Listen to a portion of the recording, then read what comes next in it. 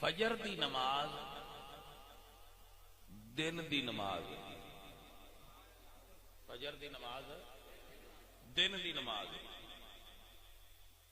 تے مغرب دی نماز رات دی نماز۔ دن تے رات دے درمیان وچ کوئی ٹائم نہیں،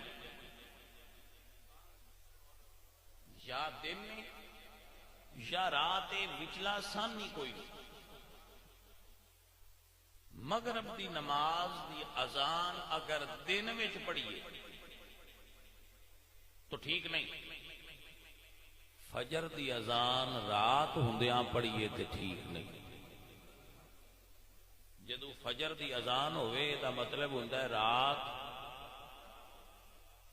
لہذا ہن تہاڈا کھانا پینا جائز نہیں۔ اے جڑے آندے نا بھئی مطلب جی اذان ہوندیاں تے پھر بندہ کھا لیندا ہے، وڈکیاں تو سنی دا، باجی وڈکیاں چھڈ دیو، دین سنو۔ توجہ ہے تہاڈی؟ اگر فجر دی اذان ہو گئی ہے شروع، اے دا مطلب ہے دن شروع ہو گیا ہے، ہن کھانا پینا جائز نہیں۔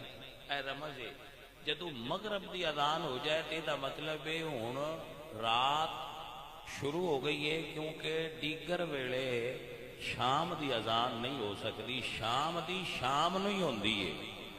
تو مسئلہ سمجھ چ آیا، جدو فجر دی شروع ہو جائے اس تو بعد کھانا نہیں، جدو شام دی شروع ہو جائے اس تو بعد کھلونا نہیں کھانا۔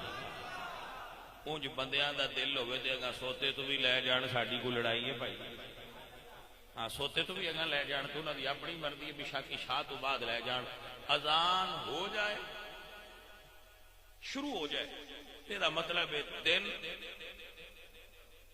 ختم ہو گیا ہے، رات شروع ہو گئی ہے، کیونکہ رات دی نماز دی ندا ہو گئی۔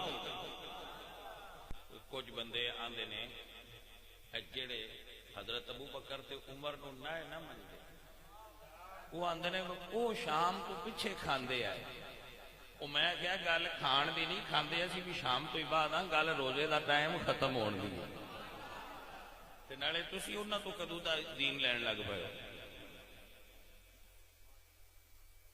اللہ اکبر۔ بھائی صاحب مسئلہ قرآن نے حل کیتا ہے، جیڑا مسئلہ قرآن حل کر دے وہ دے واسطے اگاں ٹرن دی ضرورت نہیں۔ قرآن کہہ رہا ہے لوگو احل لکم لیلۃ الصیام، رات اے ہویا کی حضور